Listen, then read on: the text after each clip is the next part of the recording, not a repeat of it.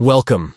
Today we're diving into a quick and easy guide on how to make a voice call on Discord using your Android device. So if you're ready, let's get started. First, you'll want to make sure you have the Discord app open on your Android device.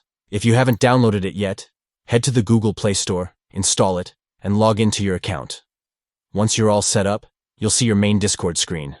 Next, open your contact list to find the person you want to call. You can easily do this by tapping on the Friends or Direct Messages icon, usually located at the bottom of the screen. Scroll through your contacts or use the search bar to quickly find the contact you wish to reach out to. Now that you've opened the contact, look for the phone icon at the top right corner of your screen.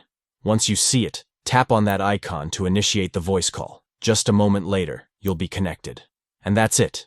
You're now on a voice call with your chosen friend, ready to chat it up. Remember, you can also use Discord for group voice calls if you want to include more friends in the conversation. Thanks for watching. Now go ahead and make those calls on Discord with ease. Happy chatting.